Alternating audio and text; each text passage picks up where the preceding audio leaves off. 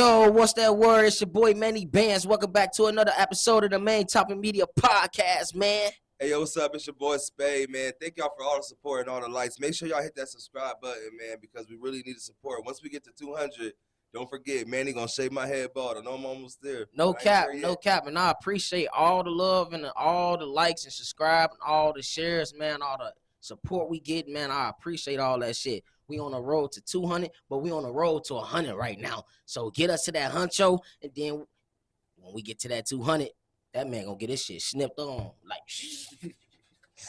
no, for real though, dog. Let's get to it though. I want to introduce somebody though, but I'm gonna let him introduce himself though. Who we got on the show, Main Topic Media Podcast, man? It's Dariq Myles, aka your boy Chocolate Hooper.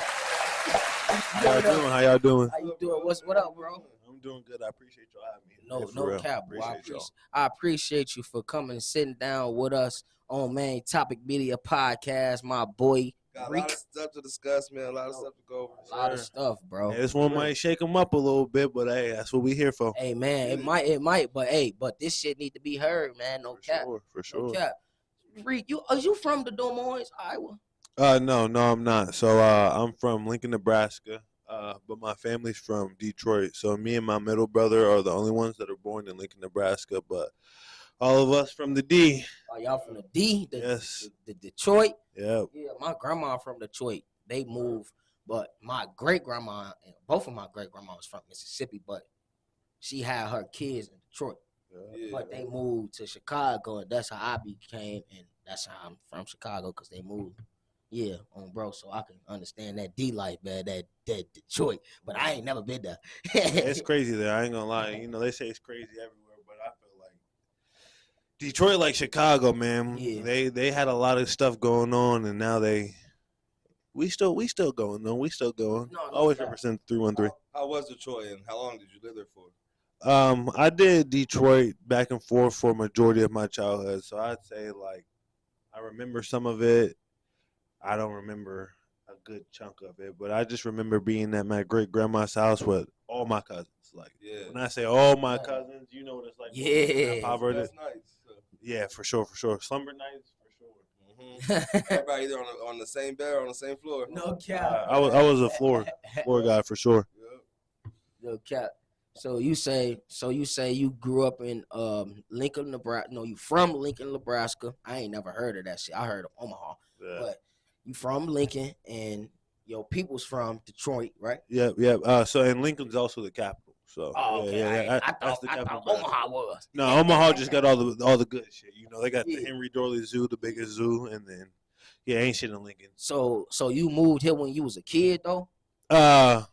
Kinda. So my grandma, she was one of the. May she rest in peace. Let me start off by saying that. She was a gay black woman, so she had a girlfriend that lived here. So I first came here when I was maybe 8 or 9 years old. After that, she had a stroke. So when she had a stroke, I told my mom, I think it's best if we just move to Iowa with grandma and go be with grandma. And came, went back, packed shit up, and ain't left since. So I'm really from Iowa at this point. No cap. Hey, speaking of Nebraska, I don't know if I ever told y'all this, but my dad played for Nebraska.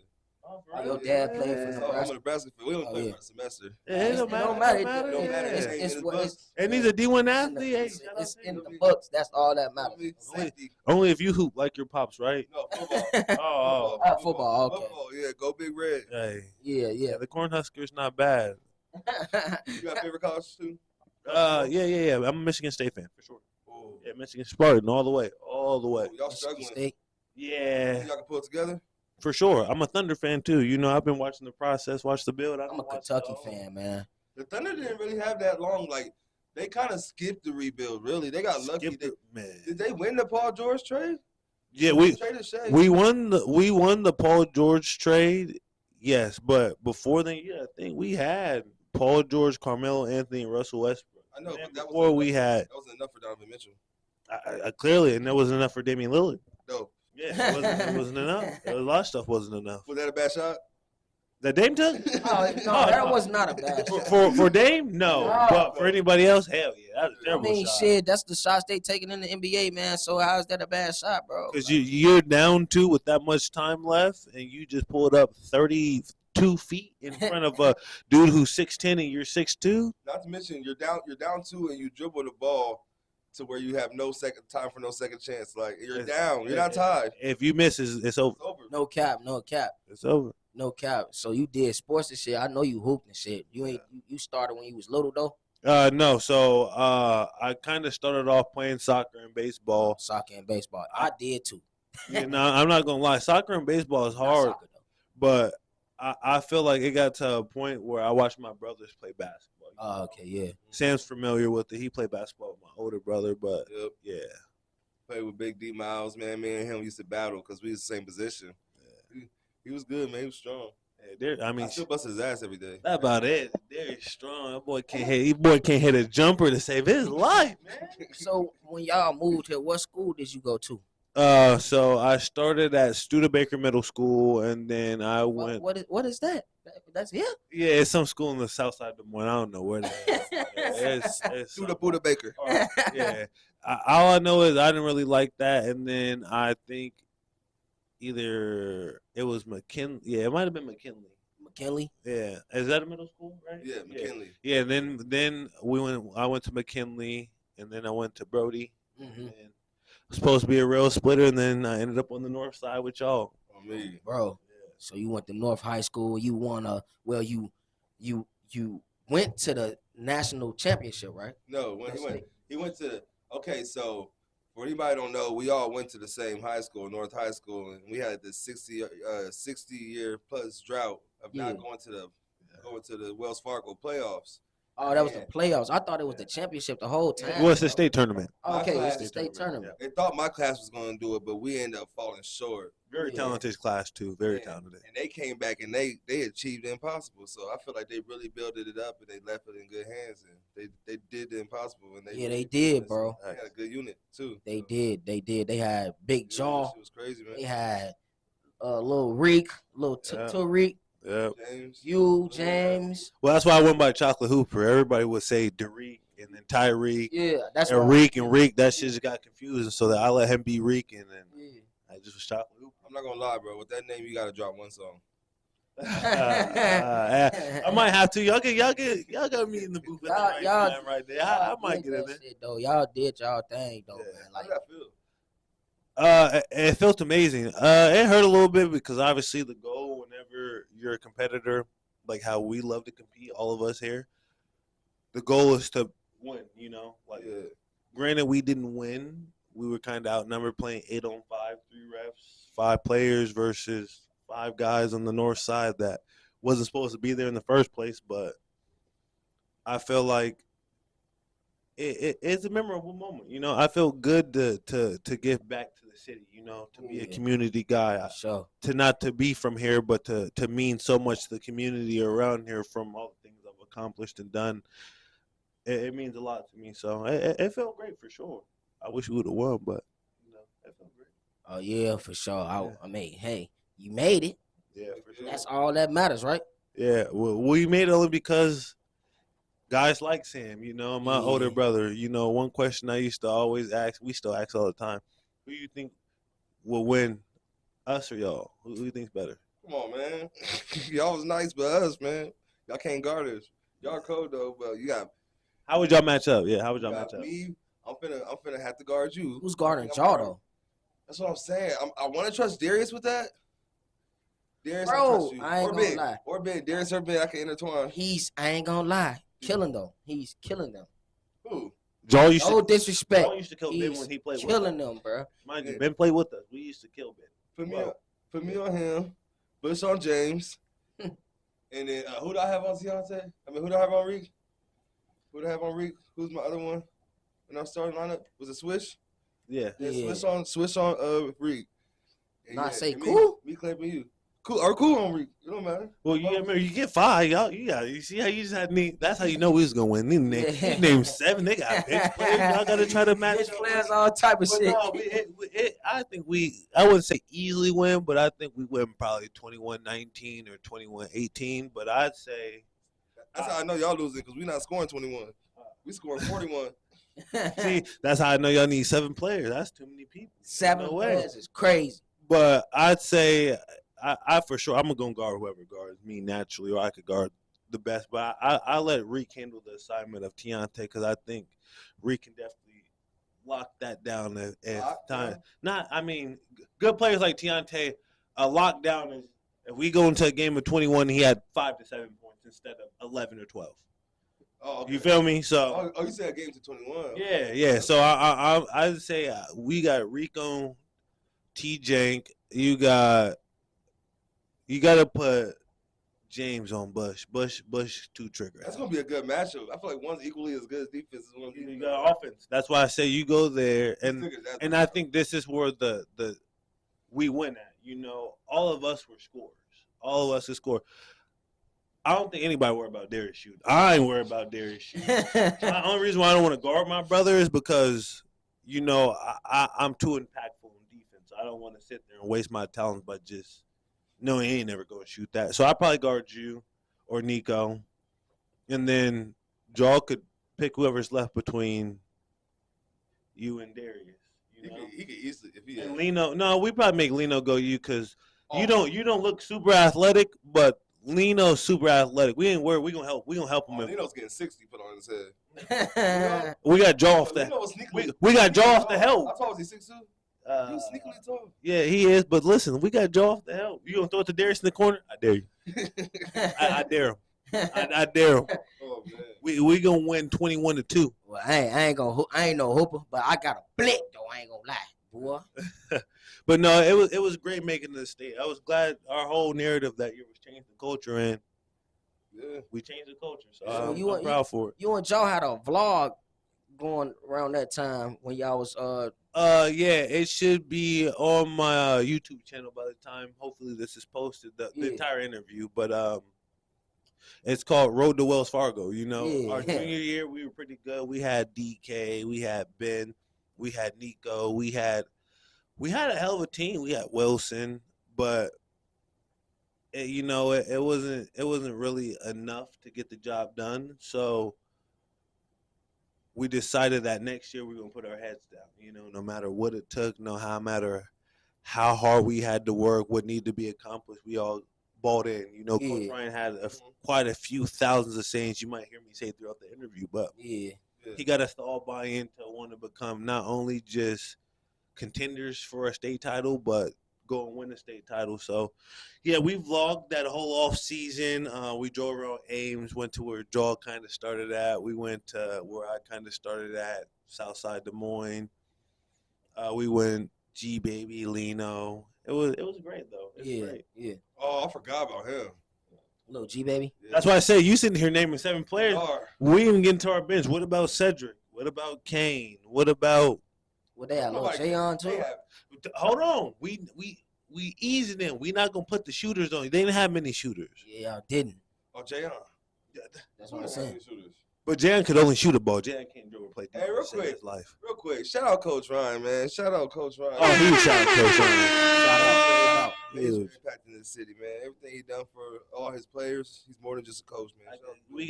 I feel like we got to do something with North and then Jim in his name. I feel like as a community, everybody got to try to do something and say, because even if you play sports or didn't play sports, Coach Ryan didn't impacted your life some way, some shape, somehow, you know, and that's men like that are rare. One story I know is they was like, stay away from Norris. Y'all stay away from him. No, for real. Coach Ryan had a few UD flow. He had a few like, hey. Well, me though, bro. I ain't do nothing. Too good at the drums, bro. Going crazy. No cap. So when you was a kid, Rick, I know all of us experienced this shit, man. But have you ever experienced people, friends, family members, close people you know, die from gang violence, anything like that? Yeah. Not even necessarily always gang violence. You know, my first encounter at a young age, death would probably be close at least. I've been knowing death since I was probably like 10 years old, you know. Yeah. But the first person that, like, how we were sitting in the room right now having a conversation, you know, talking with her name's Serena Garrett, you know. If you look her name up, she was in Lincoln, Nebraska. She went to go help her friend babysit, and she's with an older girl and some older guy. And I guess something ended up happening. They ended up giving her some medicine and overdosing her, and she ended up passing away. But like, Damn. that happened when I was a eighth grader or a seventh grader in middle school. So like, that was my first interaction from like death. But the first violent death would have been when I was a sophomore in high school. It would have been Kendall Foster. He went north. Yeah. Oh yeah. Yeah. Damn. For sure. That's crazy. Yeah. So I mean, we all experience. Like I said, we all experienced that. You got something to say though, Sam? Yeah, I remember my boy. He had came over to my house and he was all panicking. He had his kids with him. He was like, I ain't gonna say his name, but he was like, "Man, I just got shot at. And I got my kids." And I'm just thinking, like, damn, he got his kids with him, man. That's just crazy, man. Yeah, like man, back in the day, motherfuckers used to give motherfuckers passes. Like they'll see you with your kids, they'll see you with your grandma, they'll see you with your little brothers or something. Later, you know? Get up with you later. Before they're like, get shorty pass, man. Before that, we'll get up with him later, man. You feel me? But nah. Ain't come to think about it, bro. Now thinking about it, I was affected from gun violence right away. Because now thinking about it, my grandpa got shot in the head. He was playing that 3 hard cookie game, and somebody found out he was cheating. So I'm in the head with my dad was too. So. Damn. Yeah. I'm sorry to hear that. Oh, if you come to think about it, and it's a good thing that you asked that question. It's, you know, anybody in your family, you might have a family member that's not here anymore that you never even got a chance to meet because of gun violence. You know, so yeah, I think that's very, very important to ask a question like that. Yeah, for real.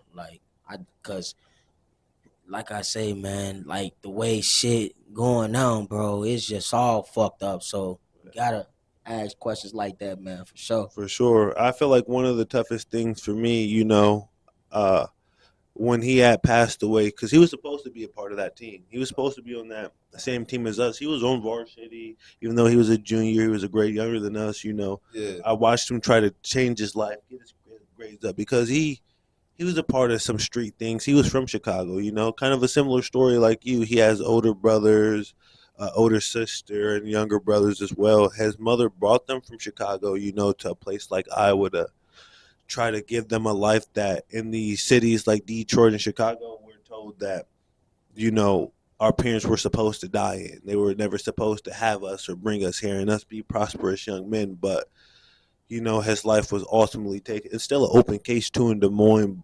They never really solved it. They had people of interest, wrong people though, but you know, it's kind of one of those things that make you realize that, okay, what do you really want in life? I vividly remember asking myself after that had happened, you know, I went to my mom and told her, you know, I had a homie that got killed right down the street from my house. And she said, you know, come for me, did the best things that moms know how to do for you during a situation like that. Because once again, from Chicago and Detroit, it's a norm. It's very common for that. So for her to tell me that and then for me to actually live it, you know, I asked her, I said, Mom, why'd you bring us here? You know, what was your purpose of bringing us to Iowa? And her words to me were to not join gangs and get in any trouble and die. I want y'all to be prosperous young black men, you know, young kings. I want y'all to go out and conquer society, be the people that y'all know how to be, but most importantly, be you, son, you know? So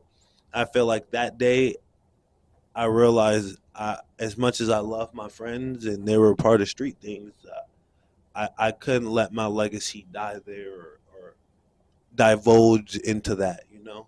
Yeah, for sure. Yeah, man. And speaking of your mom, because that's actually like a great little quote, and it's so simple, but it's so impactful. Yeah. When you really think about it, I can see why you never let go of that. But speaking of your mom, you got 2 brothers that you mentioned earlier, and you came down here with your grandma. Your grandma's funny as heck. She's funny. She was funny as hell. Yeah. Sorry that you lost her. But then right. Your mom, she's strong. She is strong as hell because she pretty much raised you guys by herself. And I know your brothers had an impact, but how do you think she was able to do that? How was she able to do such a good job with that? I say she she probably did the best job a single mother can with 3 kids on her own. You know, Yeah. Me and my dad, we have a decent relationship. You know, I love him, but he wasn't really there. You know, Yeah. he was there when I was a kid and stuff. But you know, the older you get, the more impactful. You know, having a support system or somebody around, especially as a young black man. So I felt like not having a male figure in the house forcing the roles upon my mom to teach us how to be a man. Like one thing I vividly remember is like teaching myself how to pee. Like, I know a lot of people might be like, "Whoa, what the fuck? You had to teach yourself how to pee?" But you mean like standing up? Well, no, I always knew to stand up, but like as a woman, you don't know like all the pee. All you got to do is just pull it out. You don't need your whole ass. Oh yeah, you know yeah. But I just remember like being almost damn near middle school, like still pulling my pants to my ankles pissing. People come to the bathroom like, oh, you was one of those? You in the urinal, cuz? Like, whoa, why you put your cheeks away? But like not having the education you know, of a father there to say, hey, do this, you know, do that, do this. So I applaud my mom for all the things that she did because she wasn't always there. My mom been in and out of prison sometimes, but everything she ever did was to sacrifice us. My mom has never not been there unless it was by force, you know. So I just want to make that very, very, very clear. So, yeah, man, that's crazy, man. I'm shout out to OG, yeah, for sure. Crazy, you love her. Wouldn't trade for nothing in the world. No cap. Like we all need our father figures, man. Like for sure, we all need our father. For sure, figures. Like for real. But I wanna go to this story that happened, like a big story in Iowa right now that everybody needs to know about is that you had contact with a police officer here in Iowa, but in Ames, Iowa. Yeah. He wrongfully arrested you and pulled you out your car and all type of shit, man. I want you to talk more about that, man. Yeah, no, for sure. I definitely go into detail with that. So, Friday night, like usual. You know, I work at Fairway and Boone, so it's a little ways away from my house. So I normally get off anywhere from like 11 to 2 a.m. So it was a good night. I got out of there at like 11. I'm dropping my homie off. I'm gonna go to Des Moines. I've been turning up all summer. I know school's right around the corner, so I know keep going hard for a little bit, and then we're back to the grind. You know, studying, working, take care of the dogs. You know, just trying to focus on myself, keep growing myself as like a young king. So I drop my buddy off. I go home. I change.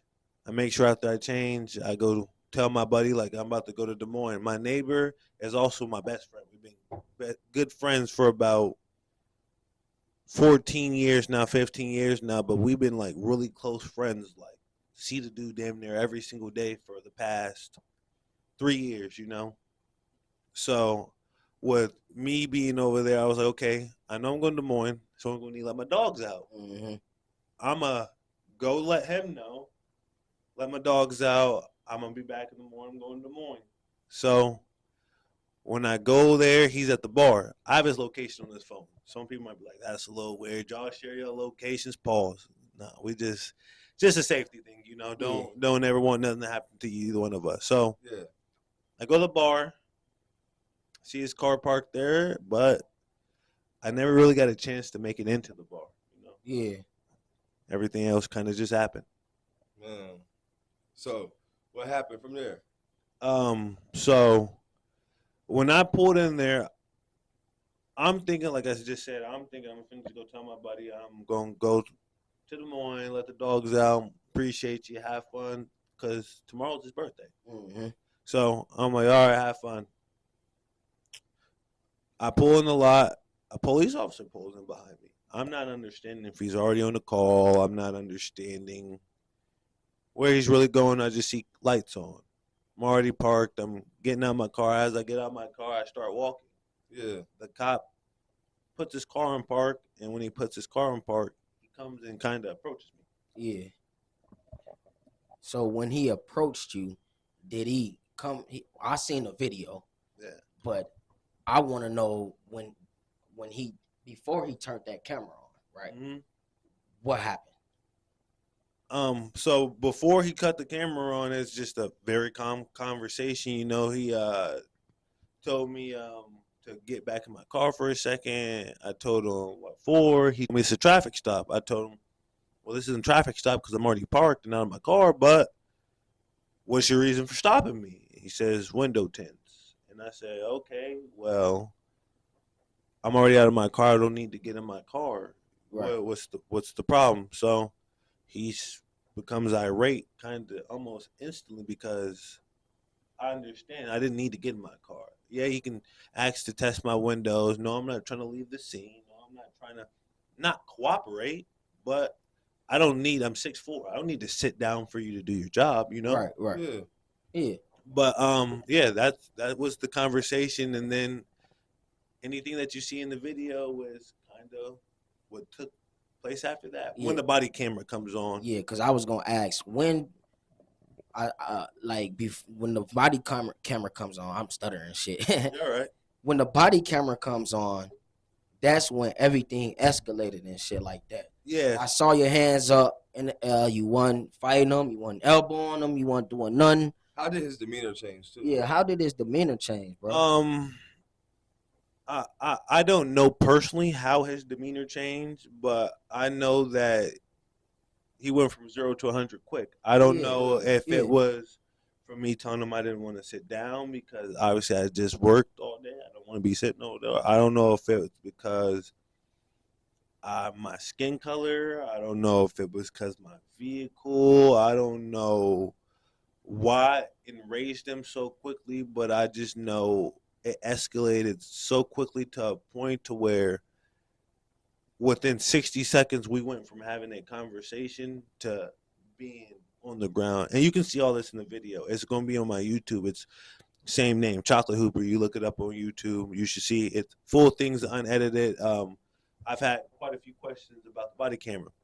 If you go to iowacourts.gov or whatever it is, you look up Iowa Courts and you go to the official website, it's all public information. Yeah. My name, anybody's name. If it went to trial and you would like a copy of it, all you got to do is pay the $11 or whatever little fee that they request. And if you pay that, you get a copy of the body cam footage, the court transcripts, all that. So I just tried my best to get all that so I could share my story with you guys. And that's actually like good to know too, because I never knew that. And that's very simple stuff. Anybody, you guys could look up my name and go get my evidence or my discovery. I could look up your name. It could be anybody that you've ever had questions about, or you just wanted to know any information about, you know? Yeah, so on a video, like I was saying on the video, it shows him wasn't even near you, bruh. You know what I mean? And then he pulled right up on you, was already out the car and shit. And then, like you said, de-escalated so fast, y'all ain't even get a chance to like, damn, bro, like, you know what I mean? Yeah, so. Well, I will escalated so fast. Yeah, I was about to say it escalated. I said de-escalated. You good? I'm tripping. You're good. It's a tough situation to talk about. You know, I find myself speaking with people on a daily basis that tell me, you know, it's one thing to watch the video, but to sit here and have a conversation with about you, it, you know, and then with you, it's to talk to somebody and to see your demeanor and see, you know, it's almost like I see the anger in your eyes, but you're not angry. Yeah. It's like, let me be angry for you, but anger is just misguided love, you know? Yeah. You know, I get maybe that cop for sure didn't love me for shit because he wouldn't have tore my arm and put me through all these things and chipped my tooth and made me have to get it removed. Yeah, how did he do all that? In the video, as you can see, he tried to slam me in my face at first, but with me being a bad kid and going back and forth from Detroit, Nebraska, I kind of always been a fighter, you know? Mm-hmm. I've always been kind of a weird kid, outspoken, outgoing, you know. I've never really cared about what people thought, you know. Yeah. Being a kid, knowing that trait and skill, I feel like was very important because growing up, all we think is, hey, Sam my homie, Sam my brother, Manny my brother. Yeah. You tell me it's ugly, it's ugly. That's never been. We can still be friends, but your opinion, bro. You know, and learning that at such a young age helped me become who I am today. And then you throw a few of the traumas in there and having to process that, then you get that, you know? Mm-hmm. But, yeah. Sorry, I kind of got a little off topic. No, you good, bro. You good. Yeah, I saw him trying to slam you. He was struggling. Yeah. Like your hands was up. Like I say, your hands was in the air. He tried to put you in like a full Nelson or something like that. Yeah. And tried to slam you directly on your face, but you didn't let that happen. Yeah. Well, bigger than him. What initially happened is, like you said, in the video, which you'll see again, it should be on the YouTube page. He tells me to sit in my car. So I immediately sit down. I ask for a sergeant. You have the right to ask for a sergeant whenever. They're supposed to stop interacting with you. The moment that you ask for a sergeant, they're supposed to step back and wait for somebody to get on scene to assist you. It's like asking for a supervisor at customer service, you know? Yeah. Normally the manager comes after you ask for that. So yeah, it's not a normal situation, though. So as soon as I asked for a supervisor, maybe that's what made him irate. Oh, he instantly kind of, you know, he went to tell me to get up or I'm going to be tased. So you ever hear a dumb question and you say, huh? Yeah. Or what? Yeah. Did I just say that? Russ me. Sit. No, seriously. He said, huh? He said, but he talking about, bro. Yeah. Within almost the same breath, if not the same breath, yeah, it's up to them to try to, you know, decide that or not. But within at least a second of each other, I was told to sit down or I'll be tased, and then I was told to stand up or I'll be tased. So it was like, huh? It went from that to, yeah, he tried to grab me. So initially, like with us being young black men and me having a loving and caring mother and grandmother, may she rest in peace, I was always taught, you know, don't resist, don't fight, you know. Police are here to help you, you know. Especially you didn't do nothing wrong, it can work itself out. You can always, you're detained, not arrested. I was never told to present my driver's license. I was never told to ask for my insurance. I was never asked to identify myself. Yeah. I was just told to sit down, stand up, or I'd be tased, and then he should start putting his hands on me. So, you know, it kind of all happened so abruptly. I didn't really kind of know what's going on. So I just said, what? Yeah. That's a shock. So after that, after they got you in the car and shit, because you know they believe the officer. He said, oh, he tried to hit me, whatever he said in the thing.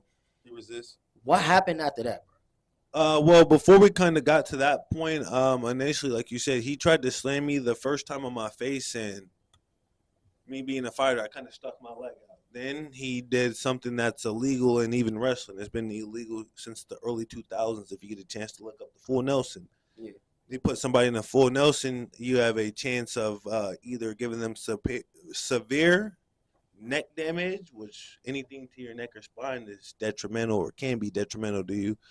And then you can also tear somebody's shoulder. There's a muscle in somebody's shoulder called the labrum. Oh, yeah. A labrum is the thing that holds your arm together in there. The what? Labrum. It's the same. I never heard of labrum. I didn't even know that we had that in our. I didn't know that's a muscle. Say that 3 times fast. Labrum. Head ass. Sound like some lube. Yeah. No, hey, go get the labrum. That sounds like something very exotic. But almost just like lube, depending on the girl.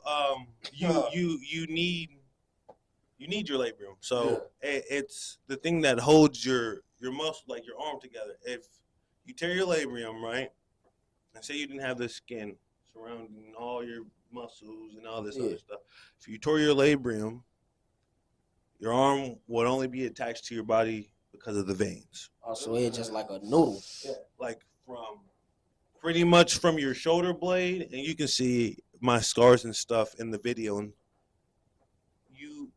from your shoulder blade to the front of your shoulder, about right here, your arm is blown. So, damn. Someone came up with a pair of scissors and went, your arm would just. You know what? Just hit the ground. Yep. I don't know. Who had that? Who has that injury? I believe John Morant got that. John Morant got that same injury. Season ending. It takes a year to typically. A whole year. That's like Achilles and meniscus. Yeah. ACL and shit like that. Yeah. No, John Morant. He obviously got way more money than I could ever dream about having, but he had surgery the next day. Damn. Yeah. But kind of just like me, he probably knew the moment that it happened. The moment that he fell on me, that's kind of what I was getting at there for a second. When you're in that full Nelson and somebody falls on you, he ended up tearing my labrum from that. But that's not where it kind of ended. So at that point, where you at then? So we go from there to being on the ground, and when I'm on the ground, I just remember, like, okay, he's twisting my arm, like I got to try to like get out of there. So I remember, like, don't go on your stomach. If you're on your stomach, you're defenseless. There's nothing you can do. Don't resist, but at the same time, don't get hurt. It's not. I'm not thinking that, okay, my life is 100% in the balance yet, but I'm starting to get there. Like, okay, he's trying to hurt me. Like, I know if I don't resist, I won't get hurt. I'm not resisting, but I'm still getting hurt. Like, why is this happening? What is going on here? It's been maybe a minute and 10 seconds of me talking to some guy, and now he's literally trying to hurt me. Like, what did I do to this man to deserve this? So I just remember him taking my arm and twisting my right arm, and I remember, you'll see in the video, like, my arm like kind of like locks. You ain't hear no snap or pop or nothing like that? I did. You guys won't, but like, I heard something in my body I've never heard before. Yeah. I play basketball, sports. Yeah. I've had the luckiness of never really being injured. I've been hurt. Everybody's been hurt, but never really injured. Like, I've never had nothing that made me not be able to play, besides when I had a teacup fracture in my left wrist my freshman year. Yeah. But besides that, I've never had no damage to any of my upper extremities. Like, I've never had no damage to my shoulder, my back, my arms, my neck. If anything, I've always been blessed to have such a good body and big eyes. So let me ask you this real quick, because it goes on with what you just said, and it goes on with the part of the story you got too. So I know that your shoulder got hurt from the slam, but do you feel like him twisting your arm because it was the same shoulder made it worse? I believe that's where you get the full tear at. I believe maybe regardless of it, during the full Nelson slam or the twist, it was torn. I believe when he twisted it, made it go from being a significant tear to a full tear. Yeah. It wasn't a partial tear. It wasn't a semi-tear. It was a full tear from top to bottom. So I believe when he did that, that's kind of when, and forgive anybody who watched the video, that's when you kind of hear me scream out. That's kind of, our body's reaction to pain is to let it out. I couldn't cry at the time because I'm still in a fight. Now I'm realizing this is no longer a fight to not get injured, or not necessarily a fight, not resist to not get injured, because it wasn't no fighting back. I didn't do anything. I never swung a punch. I never did anything besides just present my hands. I know if I don't reach for anything or don't swing or don't do anything, he can't say I'm reaching for his gun or I'm doing this, because he tried to move me out of view of the camera. Even though there were people there recording, I believe that maybe he was trying to kill me. Yeah. Maybe he was trying to get me out of view. His body camera comes off during the altercation. Yeah. You see, my hands were up. I didn't knock anything off. Yeah. I can't tell you why he cut on his body camera late and had all these crazy things to say in court. One of the things that he said is, I stop people every day. If people get stopped every single day, is this something that people are going to have to worry about now? Is this something, What he stop people every day for? He's a police officer, but in my court case personally, what I was stopped for was window tints, And he said in my court case, his words verbatim is, I stop somebody every single day for tint. So my biggest fear for the community is, what? It's crazy. What if something like this happens again? You would like to think, I'm going to ask y'all, if you stop somebody every single day for tints and this happened to me, don't you think this is bound to happen again? Or it happened before? It happened before. Yeah. Like, this probably not the first. This probably not the first. You know what I mean? Because if he's stopping kids on the campus every fucking day for their tints, bro, you bored. Well, not just kids. You got to remember, everybody's police. Grown-ups, kids, everybody. But residents, all type of shit, bro. Like, you're bored.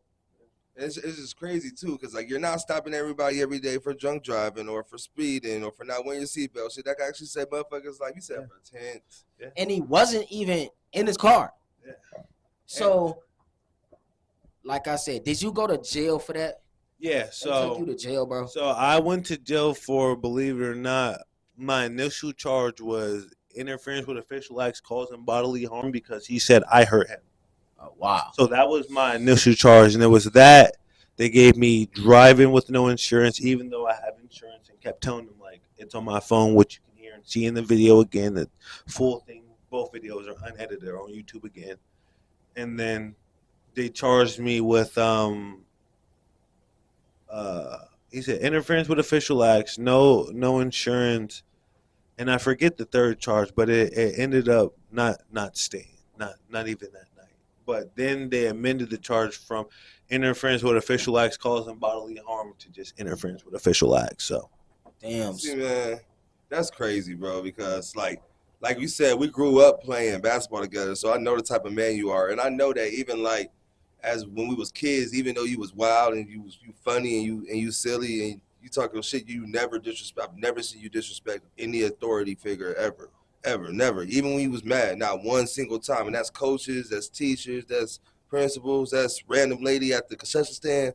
No, never. So when I heard that shit, I'm thinking like, at first, what's crazy is I didn't even hear it right away, which is crazy because we need to get that out there.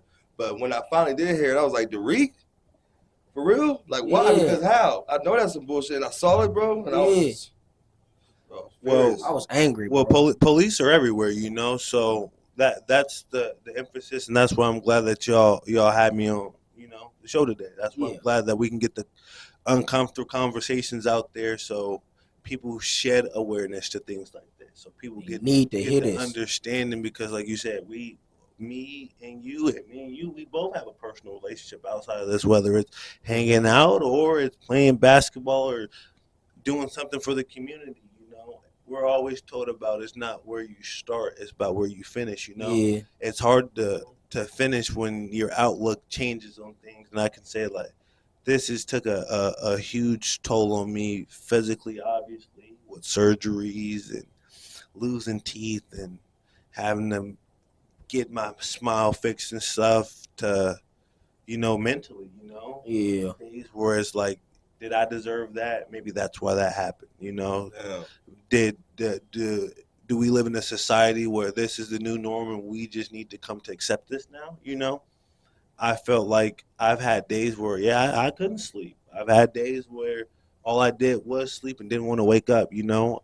This situation has definitely changed me for the better and for the worse. You know, I'll always be that same guy that you're talking about, you know, positive. I always respect authority figures, but I'm still always going to be me unapologetically too, you know. I'm always going to challenge what needs to be challenged, you know.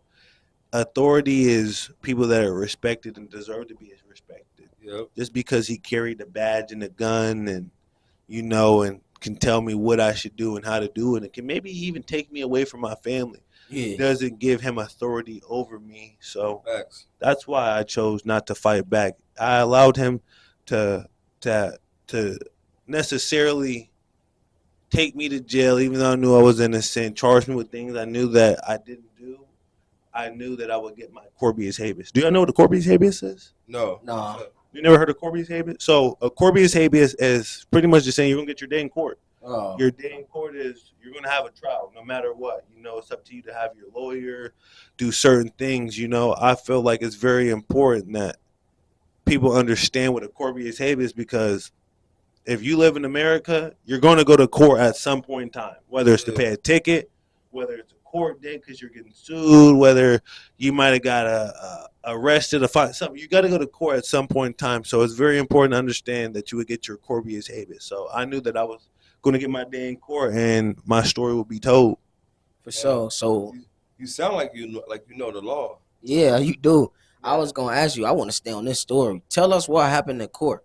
Yeah, so to go off what Sam's saying at first a little bit, I understand a little bit more about the law than the average person because I plan on becoming a lawyer one day. Yeah. Don't know how long the journey will take me, but over the past year, the previous year, I was at Iowa State for criminal justice and psychology. So I planned on maybe doing grad school at Drake Law or somewhere in Arizona or something, but I haven't necessarily got there. This has kind of derailed a lot. With him being an Iowa State police officer, I haven't felt comfortable going back to school. Okay. Being near faculty or staff because I don't know who his friends are. I love and protect my friends at all costs, right or wrong, just like how the other police officers at the situation did. But just because you protect somebody right or wrong, a great wrong happened to me and can possibly happen again. So I'm trying to figure out how can I get my story out there and share my voice to make sure that this doesn't happen again. Hey, in the middle of this real quick, I have a theory. I don't think he was ever going to turn his body cam on until he realized that you wasn't just an average Joe, until he realized how educated you was. He heard him and said he knows something. Let me not fuck up. Yeah. My shit on. Yeah. Go, continue, my bad. But I think it's important that you say that because, like I was saying, we're all required to know the law, but law's not really taught in school like that. Our parents teach us, yes, if you get pulled over, go live, call me, FaceTime me, leave me on speaker, put your hands up, don't resist, even if you don't do nothing. Even if you don't smoke weed, you might have your friends that smoke and you hang around them. They tell you don't smoke in the car. That's a reason for them to stop and search. You don't have your music too loud. We're told all these things as precautions to make sure that what happened to me didn't happen, and I tried my best to enact on those, and I did, but I still inevitably got hurt. Bro, do you realize how many things you just named to protect ourselves from our protectors? Yeah. I'm not even trying to oppress the police or nothing like that, because like you said earlier, there's good ones, there's bad ones. There really is. And bad ones. It's like there is with everything, and that has to do with race, black people, white people, or male, female. There's good ones, there's bad ones, and everything. So I'm not trying to put it as a whole, but do you realize how much that we just naturally have to do for what we have to do to protect ourselves from protectors, and like after doing that and it still doesn't work, like how do you feel? Do you even feel comfortable enough to even bring children in this world? Yeah, always, because I'm a believer in God, and I won't get too deep into my own religion on this one. Maybe that's a conversation we probably do another time, but I believe in God, so with Him anything is possible. If it's of this world and it's tangible, I know it's definitely possible. But if you can dream it and believe it, it becomes even more possible with God. But that's just one of my philosophies and theories. But I wouldn't necessarily say my mentors and people I'm around, whether it's a school resource officer like Officer Bruce, everybody around the city of Des Moines should know who Officer Bruce is. He's a detective now, but is he? Yeah. He's been a detective for quite a few years, but he cared about being a police officer. He cared about building rapport with his citizens. He cared about, making sure that kids learned, whether if it was a situation where he could have got you out of something because it's not that big of a deal, or if it's he had to arrest you because you knew better, you should have did better, and he upheld an oath. I've never seen like when Jay Sean's dumbass bought a BB gun. Yeah, just things that could have sent our school into a national lockdown and made news and stuff. Yeah. He kept his best under wraps, realized it's probably just some troubled kid that needed a conversation, but needed to know at the same time, you cannot do this again because of men like him and Isaiah Knox and the Ashley Middletons and the mentors I've had in this life. Is Coach the reason why I respawn high. And a huge shout out Coach Ryan. You got to always. And John Lamb. Got to. And Coach Lamb. Hey, true story about Officer Bruce. I remember my brother Nico, he had gotten in a fight with this dude named E-Man. And E-Man's in my grade. Excuse me. And E-Man's in my grade. And I'm like, hold up, I don't care if Nico won or lost. You're not going to be in my grade and fight my brother. Yeah. So at this point, they already in trouble. So they're already in the office. So I just bust in the office. And I see him. He's like behind the counter. So I go to hop behind the counter. I don't know where Officer Bruce's old ass gonna catch me in midair and slam me. I'm trying to get away from him. Get away from him strong ass. I'm like, get off me. He's like, send me like 5 seconds, we're going to jail. Stop. I'm like, okay. That don't shock me at all. Officer Bruce might have had white hair at the age of 40 because he didn't help so many people. Man. So many. It wasn't old age, it was just stress. Stress. You see what they did to Obama? Yeah. Obama, hey, he was in there 8 years. Bro came in black, came out white. Yeah. Hair-wise. Well, I'm say, so Rick, take us back to the court because the judge, I saw what the judge said. He said he stunned this even went to trial. So take us back to the court, man. Yeah, what's the officer saying? Bullshit, you know, man. Yeah. So another point. So before you ever get to trial, because I took my case all the way to trial. You know, a lot of people don't know, but I'll drop a little bit of facts. My numbers aren't 100% on, but I'm like 95% close on everything I'm about to say for the next 2-3 minutes. So fun fact: only about 10 to 15% of cases go to trial. 85% of cases are normally resolved in a plea deal, whether you're guilty or not. You know? So with these things taking place, things kind of got prolonged. My trial was originally supposed to start on my birthday, November 28th. My trial didn't happen until January 18th. Oh, damn. And that's because the district attorney. So the district attorney, and let me rephrase that, not the district attorney, the assistant district attorney. Her name's Lynette Van Wygardner. And it's very important that people know these names and these people in these positions because these are elected positions. When people go to vote on this year, because it's 2024, we vote our judges, we vote our district attorneys, we vote all our superintendents, we vote these things into place. We vote our senators, we vote our congressmen, you know. We vote all these things in. So. I know we do district attorney. Do we do ASAs too? Yeah, we do. That's what AU say. That's an assistant U.S. attorney. So, yep. And then judges is like the main one though. When you see these judges constantly do bad things over and over again, I watch people say, "Oh, the system's messed up, so get up and do something about it." Get up and go vote. Get up and contact your senator. I know, like I said, I've had the luckiness of having a very good relationship with Senator Knox since I was a child. You know, he used to coach my basketball coach, John Lamb. Senator Knox coached John Lamb. John Lamb coached me. Senator Knox helped get me my first internship / my first job at Wellmark Blue Cross Blue Shield. Right. I've been very fortunate to know some people in very high places. And he wasn't always the senator. He actually started out as a community guy. He worked at Urban Dreams. Like if you're from Des Moines, you typically know him for doing something of helping of the sort, you know? And known for looking like Tony Parker. Or Common, you know. He look like a few people. We love Isaiah Knox, though. You're from this area, you love Senator Knox by all means. And his son's very talented, very good hooper, you know. Yeah, he is. Very, very good. Yes. So about the trial? So about the trial, the judge was shocked, you know. The district attorney had multiple opportunities to dismiss it. Could have made sure they saved not only my time, my mental, and all the other things that I'm going through in life. They could have saved those jurors and that judge's time, but she didn't want to see the evidence for what it was, just like the Iowa State police didn't see that it was excessive force, you know. At the trial, like I said, he said many things. He said so many things. The judge said what he said. He said in 27 years, he's been a judge for 27 years, and he's shocked.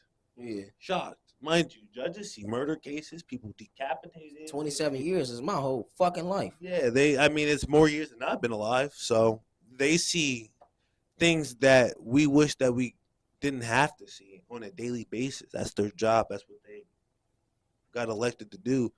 And he was shocked to see that still came to trial. Shocked. His own words, he watched me be physically and verbally assaulted. Not my words, those are Judge Stephen A. Olson's words. He watched me be assaulted. So for Iowa State Police to say there was no excessive force, there was no wrongdoing, it's because I'm still alive. Right. We live in a society to where I didn't die, so I should be okay. Shut up. It's cool about it. I'm not George Floyd. He didn't put his knee in my neck and kill me. He didn't. I mean, it's still the same thing as George. Nah, he tore a muscle. I'm still breathing. I might not have been able to breathe, but you know what I mean. George Floyd got murdered. Yeah, but it's the same shit, bro. The police did too much. And I get where you're coming from your standpoint, and I'm glad you feel that. You know, I feel happy and sad at the same time sitting here talking to y'all about it. And that's what I mean, the good and the bad. You know. Because that's how I'm hoping everybody that sees and watches this feels. You know, I'm hoping everybody kind of feels that same way because it'll make them get up and want to go do something about it. For real. And how the way how it is in the scene, that's society. I'm here. Yeah. It's not national news. It should be damn near national news. I think so too. It should be national fucking news. Literally. I'm like, I know that you're the one who went through it, so I can't tell you how to feel, but I know one thing we can't be like, well, this guy got scratched. Well, this guy got scratched and kicked. No, they both got hurt. It's the same thing. Same exact thing. Same shit, level, bro. You know? Yes. Same shit. And I believe, my race has a factor in to do it. Does it maybe have the soul factor? Probably not. But did it play into something? Yes. I'm black in Iowa. I drive a 2013 V6 Challenger. I've never tried to act like it was the latest and the greatest, but I've worked hard for my little $13,000 car that only required not much for a down payment with good work history and credit, because my mom taught me things like this, Yeah. But because of the way how society is trained our minds and brains to think, he's a young black guy in a car that he probably can't afford, that he shouldn't have. So let me stop him. Let me find a reason to stop him. We have these things called pre-contextual stops. You know what that is? No. So a pre-contextual stop is going to be another thing, not in just red states, because it's in places like Georgia, North Dakota, but here in Iowa as well. It means you can be stopped for certain things. So they're looking for certain things to stop you for. Yeah. So like, if you're black in a nice car, you're going to get stopped. If you're 5 Muslim people driving in the car and that cop knows somebody from 9/11 or family or something, or doesn't like Iran, yes, I'm stuck on that. It doesn't dispute against. It could be pretextual, can be religion, race, ethnicity, features. It could be, hell, he might even know that you talked to his sister or cousin or something. I was not that big of a place. Y'all know this. Yeah. Hell yeah. It's not that big of a place. So 13 years after 9/11 and still like that. Oh yeah, for sure. I mean, even since slavery, look at my arm. Yeah, They said no excessive force. Here we are in Black History. That was real excessive force, man. I ain't gonna lie. Yeah. This gotta go national. Like, y'all, like, tune in for this, man. Like, this is a big story in Iowa, man. Like, this ain't no little ass story, gang. Like, man, y'all gotta tune in for this, man, and show y'all support, bro, for real. And I appreciate all the support, real, man. And that brings me to a quote that I just came up with, man. Yeah. Just came up with a Sam original. Let me get a horn. Let me hear if it's deep. Man. If y'all want us to stop thinking it's about colors, stop putting us in positions to try to figure out. No. Yeah. That's one of them ones. Hey, clap it up for that, bro. Yeah, no, for real. That's simple. But I feel like not only is that one of those questions that is the glass half empty or is it half full, I feel like to kind of elaborate on that point, I don't know what direction they want us to go. It's almost like not necessarily people are looking for a race war, I don't think anybody that's sane and loves not only themselves but to be alive and the people them around. Nobody's a winner in war, Nobody's ever been a winner in war, and that's never been like my goal or my aim of anything. So that's why I thought it's important that I come and do the podcast too. But I think it's very important to find out where can we start? Where does the man start? Where can we help change? Violence shouldn't be met with violence. Fire is not always fought with fire. Water puts out fire when the fire is not too big, and that's what I believe we can do as a community. You know, he stops people every single day, so we don't stop him as a community as a whole. I'm going to make sure that I do what I can as an individual, but it's up to the community now. It's up to y'all to say, "Hey, that's my friend," or "I'm somebody's son." You're somebody's son or somebody's brother. It could be my son. This doesn't need to happen to anybody. Forget the color. We know the color plays into it some effect, but what if this was somebody's son? Just because I come from poverty beginnings doesn't mean that I deserve any of this, Right. No one deserve that shit, man. No, none of us, man. We don't deserve that, like, for real. And you mentioned the community. You be in the community helping the kids, training the little kids and shit for basketball and stuff. Yeah. And you also got your own shoe cleaning and shoe designing business. Yeah. Elaborate more on that, man. So I started Divine Kicks in January, sometime 2021, I believe. Mm-hmm. So it was a little bit after COVID, and I told myself I want to start a shoe business. Yeah. You know, I've always said, if you do what you enjoy for work, you never really go to work. And I enjoy buying shoes. I didn't got paid and been broke the same day off of buying shoes. Especially where size 10, size 11, size 12, every pair of shoes, $240. I remember literally putting my shoe plug's name in my phone as Tom Brady because I remember in high school, if you knew me, any shoes, no matter what. That's why I think today is very special. I get on my cousin's jersey, plays overseas. And I get on So shout out, Cuzzo. the Black History Month too. You know, I had to wear something special No, for it. man. You know, BLM, man. Black History Month. But yeah, I kind of started that and just told myself, you know, I always want to work a job, but I want to own something. So Divine Kicks was created. DivineKicks.com. Go look that up. Go get at them. And is that get your fucking shoes clean. For real. Tap in with that. And is that just you, or are you working by yourself, or? Yeah, so I've been a self-made, self-owned business. It's been just me. I've had buddies that have come and gone and helped with certain things. I only currently have one employee though. His name's Garrett. We call him G-Man. G-Man be on it like white on rice.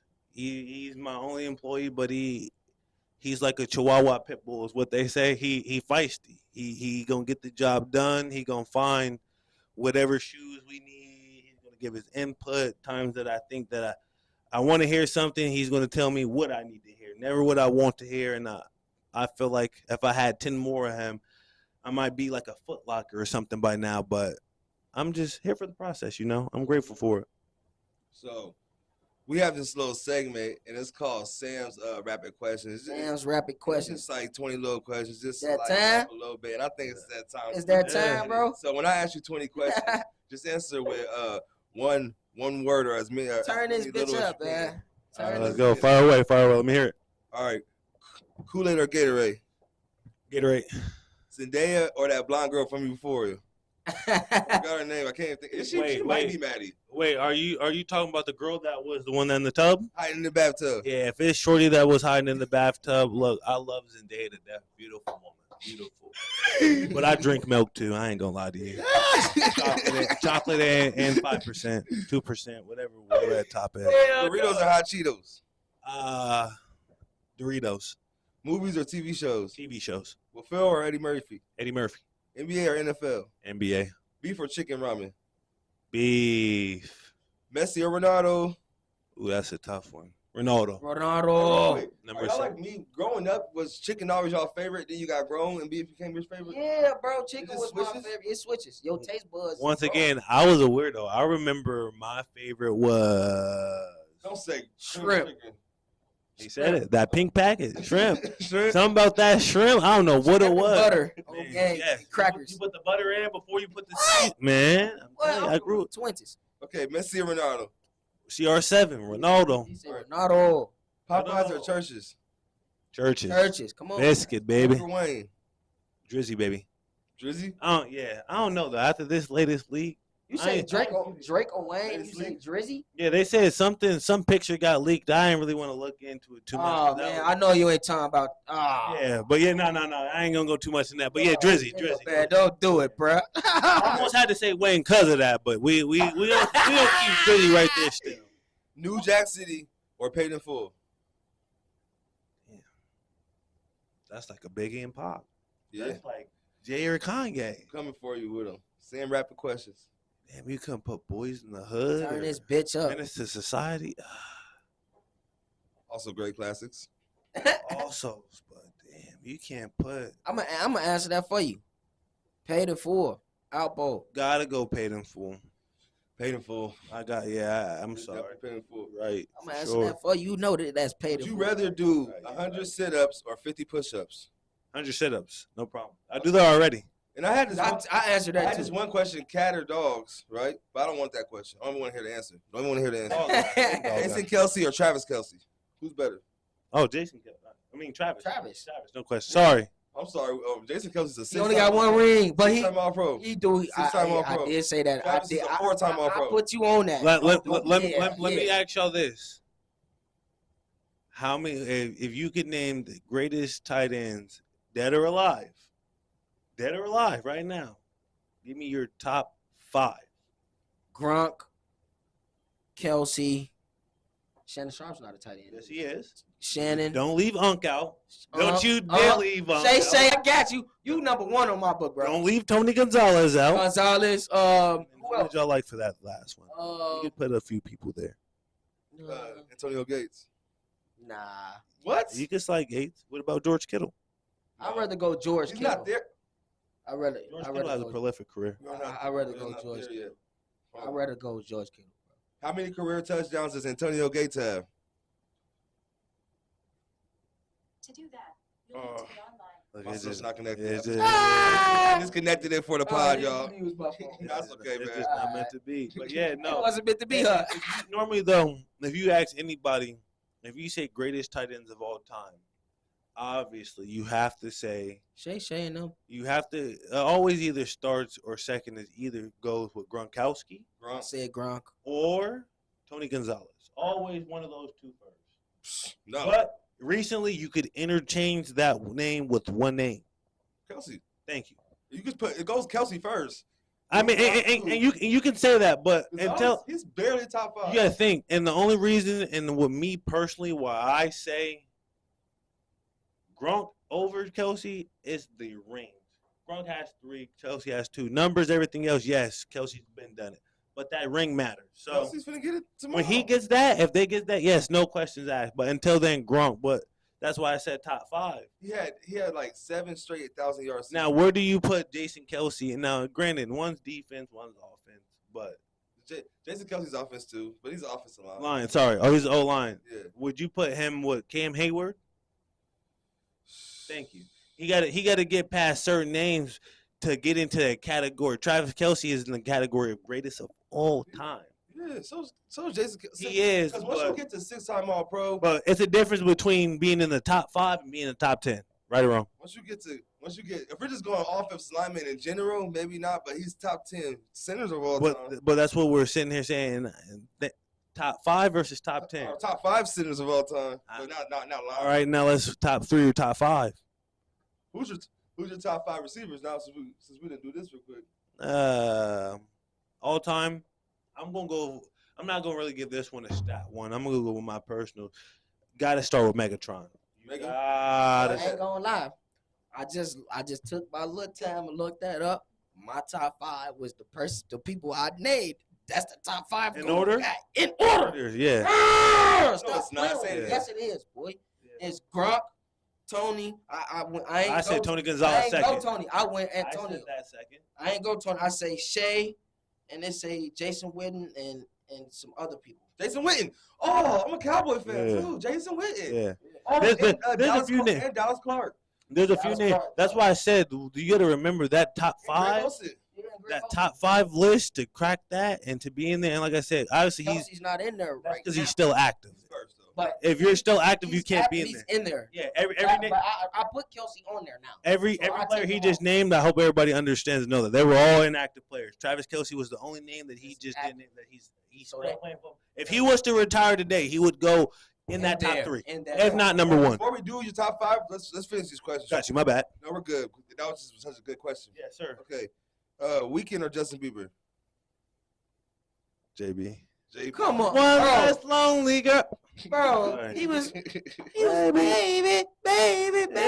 Oh, he was singing that I told shit. you I was kind of a weirdo grow up. Hold on, bro. I like real music. I love Rob. Hold on. I like music. I love music. With Kanye West, he got so many songs with Drake, Kanye West. He do. All type of shit. He just too Justin much. Bieber got like a lot of great songs too. Come on. I don't care about no baby. I'ma tell you one time. One time, man. Yeah. All right, let's skip the OJB. Let's say we want to go. Let's say we was on that. The Peaches. Quavo. The Peaches. Quavo. I'm the one. I mean, yeah. I'm the one. Yeah.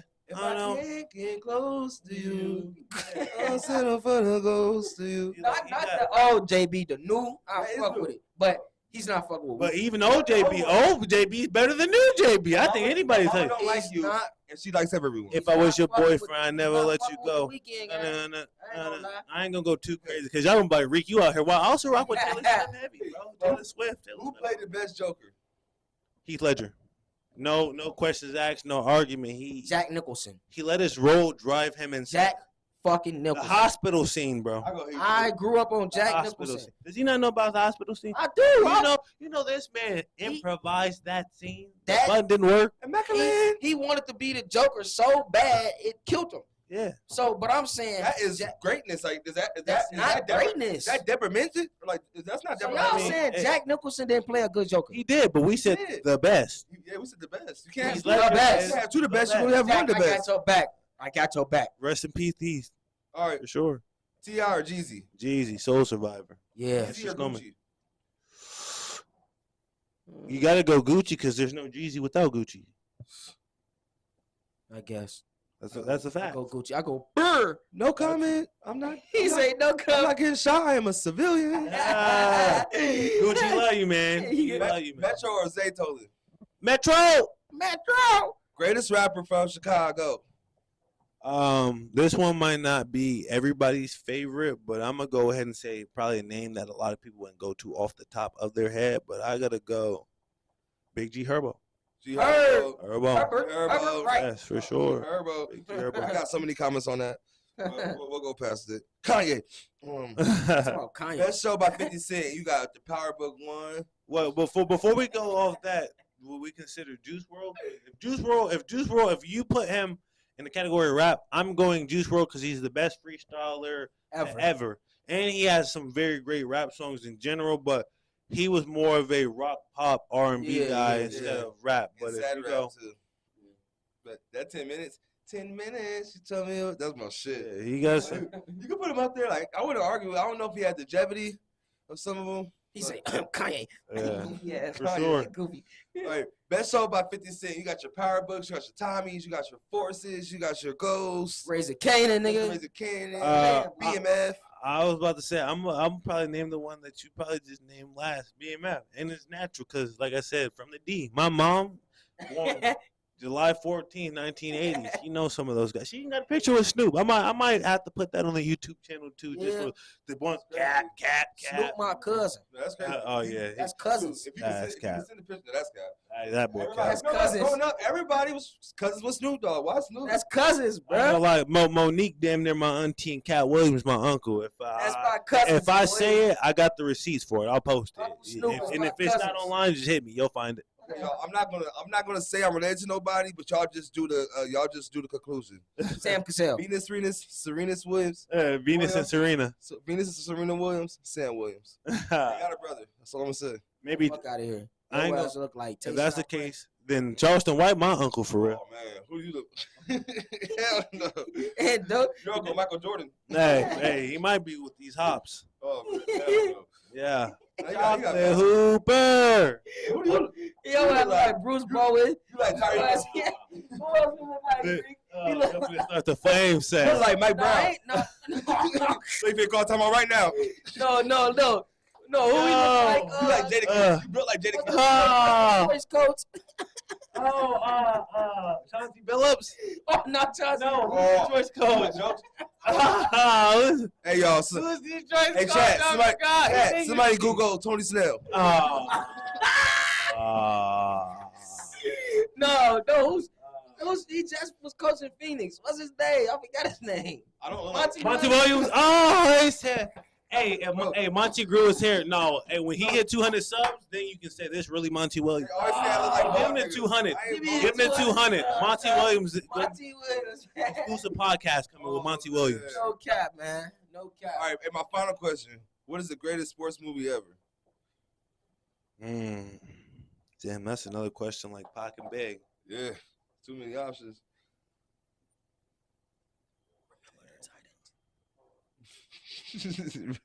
Remember Titans Fire. I know a lot of people probably say Coach Carter, loving basketball, but mine's probably gonna be the one that a lot of people probably remember, but it might not be yours. This is mine. Longest Yard. The George, man. You got Nelly, all type of stars. Yeah, Michael Irvin, all type of shit, Bob bro. Sapp. You had quite a few big names. Hey, you got Adam Sandler, Adam Sandler. Adam Sandler. Adam Sandler. Yeah, man. You know I got.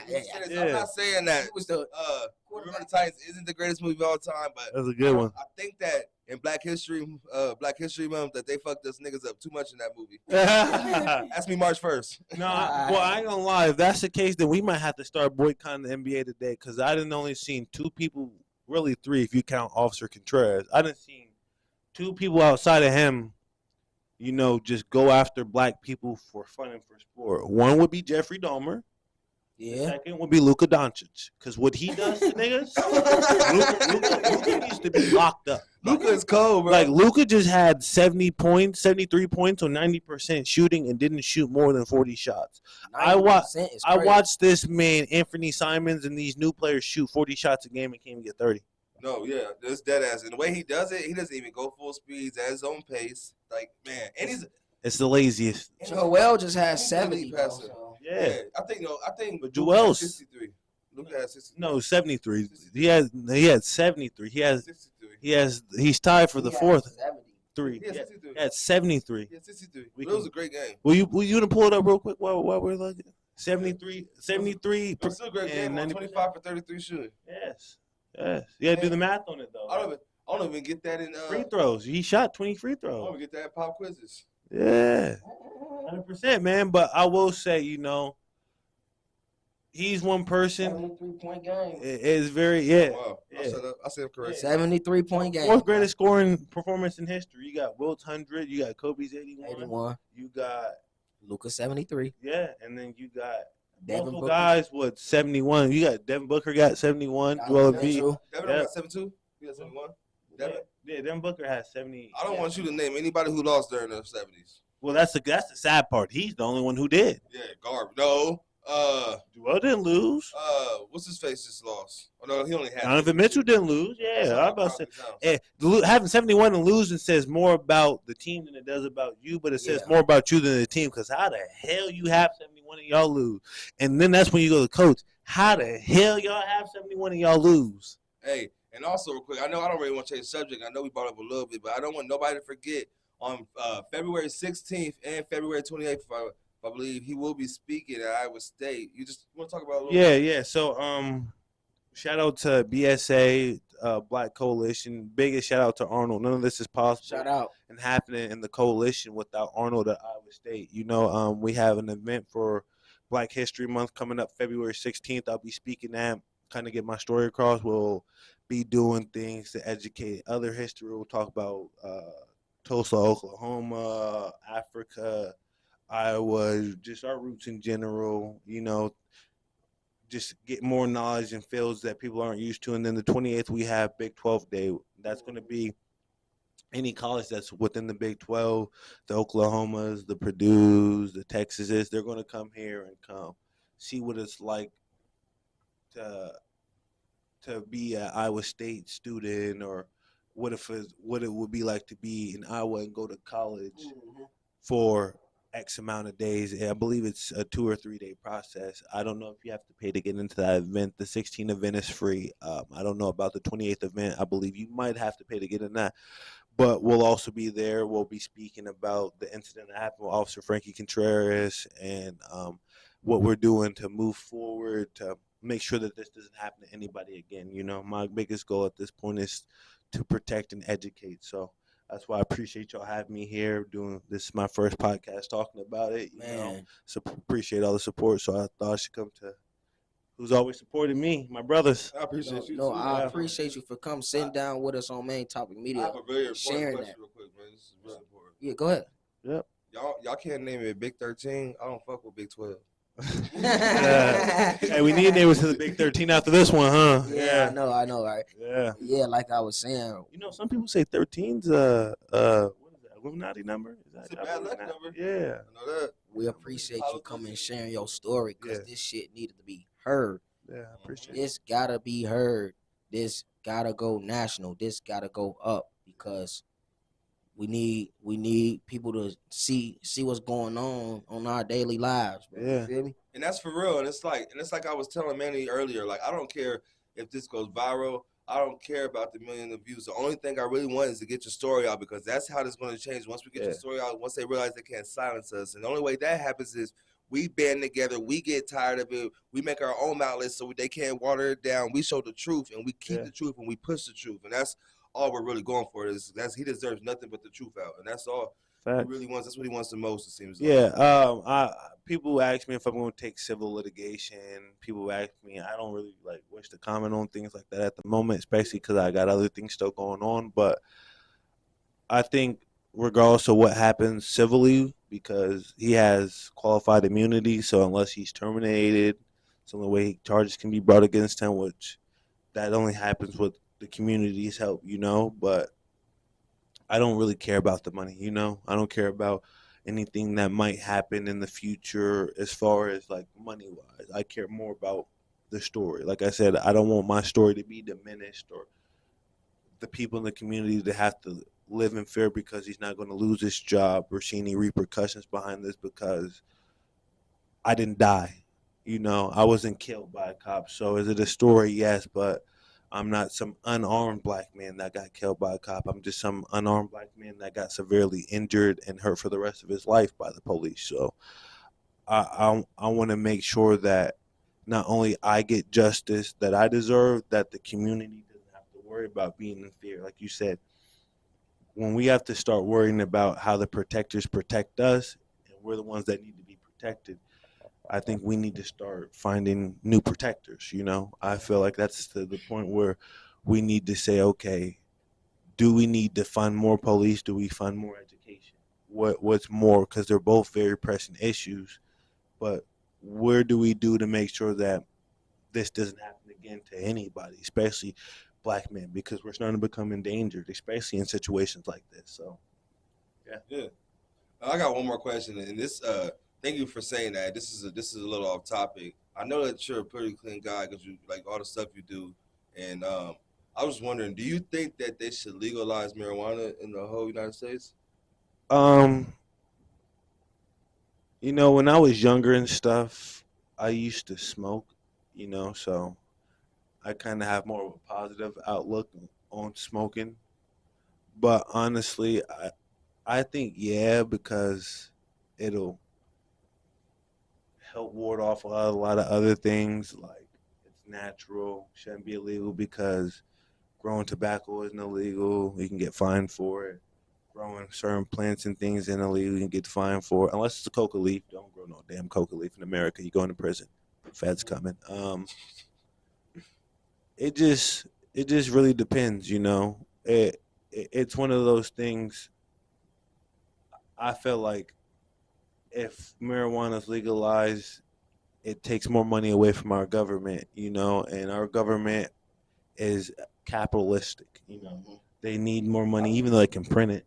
I don't think it takes away from it. I think if anything, like with the taxes, because the first year Colorado They're not funded by the government. You know that, right? No, I didn't know that. No, so Colorado, the moment that if we were to go recreational, the state of California, since they're recreational, they're not funded by the government. Minnesota, they're not funded by the government, and so is Colorado. But they still made $300 million in taxes. Is what I'm saying. Oh, I agree with so I agree. Yeah, they could come up in that. They could come up in that aspect, and then I feel like people would be less aggressive. I think that's if our people would be locked up over little weed charges.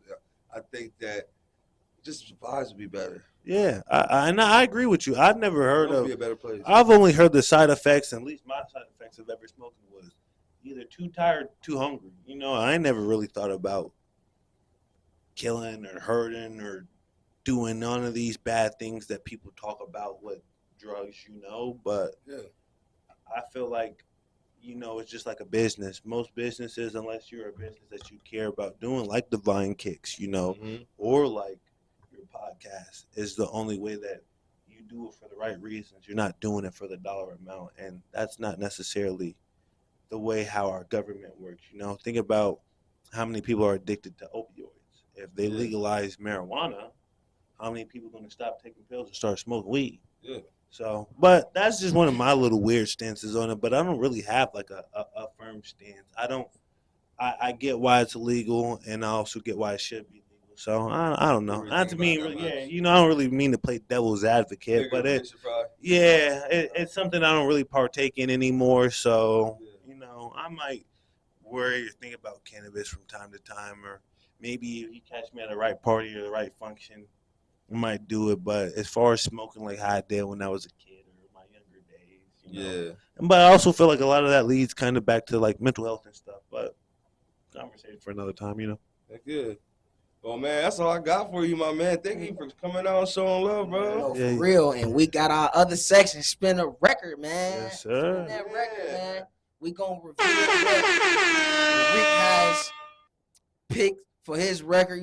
Everybody love music. Everybody love old school. You know what I mean? So we all gonna ask everybody what record, what old school artists they like, or inspire them. Would y'all say that's what connects everybody? Even if you didn't speak somebody's language, they play some Polo G or some Herb or some Dariq right now. Yeah. You rocking with them? They're good. Yeah. You can feel it. They're good. Yeah. It's amazing being us sometimes. I vibed out with this one girl who was playing Burna Boy. Burna Boy. She was African. I can't understand not one word to that song, but I love it. Yeah, no. Afro beats, I can't understand a good chunk of it, just like some of the UK music. But all I know is I can feel their passion, their energy, and their hard work. Even in the smaller artists too, they don't always got to be the bigger ones. Those smaller ones actually produce more quality and quantity than some of those bigger guys. But so also real quick before we go, we'll go back to that real quick. Okay, yeah. So this is what Dariq. Well, he actually got 3 of these motherfuckers. You know what I mean? You got 2? Oh, okay. He couldn't pick. He couldn't pick, so he picked that Notorious Big. And comment what y'all think won. But comment what y'all like and comment what y'all think. Michael Jackson bad. Which one of these albums y'all think? And I challenge y'all, pick 2 songs off it. Tell me your 2 songs. Let me name a couple for them. Just so y'all know, just for the people, for y'all young heads who don't know, really. Which one you starting off with? We starting out big? All right, big. Notorious B.I.G. You got Juicy, you got Big Papa, you got Hypnotized, you got all in order too. Girl. You got which one? I said these are all in order too. Who shot who? Get money. Who shot who? Dang. Yeah, man. Who shot you? This album was crazy. Yeah. But for Michael, you got Bad, The Way You Make Me Feel. The Man in the Mirror. Diana, Smooth Criminal. Y'all tell me which one wins. And I don't want all the old heads picking Michael and all the young heads. Please don't always. Michael, don't be biased. I almost need that all eyes on me. Don't be biased, man. Almost had to do 3. I was like this close to 3 of them. I thought it was 3 of them, man. I ain't gonna lie, man. Like, let the people know where they can find you at, Reek, man. Put your kicks, your business down. Once again, we're gonna be at divinekicks.com, DIVINEKICKS. Don't forget the S, because a lot of people go to Divine Kick, and I don't know why. But divinekicks.com. Everything besides my government name on Facebook, you can find it at Divine Kicks or Chocolate Hooper. I'm pretty open man to the public. I've always been a public guy trying to get the community out there. I've always stand for community reform and progress, me and my guys. So I just want to get that out there. Once again, Chocolate Hooper, let's name will be in the comments too. It will be in the description. It will be on the video too. Oh, Instagram is chocolate_Hooper. I don't like spaces. Yeah, and like I say, y'all tune in because this story needs to be heard. I appreciate y'all. It needs to be heard. So y'all tune in. It's Black History Month. If you don't tune in, our ancestors will hunt you. We on the road to 100 right now, man. So y'all get us to 100 right now, man. Man, forget that 100. We need 2. We need what's his name? Monty in here. Yeah. We need Monty Williams. Yeah, but we did another one. It was a great one. It was a great one. 100. Yo, get us to 100. Get us to 100. It's 100, and I'll let Manny pick a random. Shout out to the best podcast in the Midwest, man. Shout out, man. Gang. Deuces, we out. Bring the bag,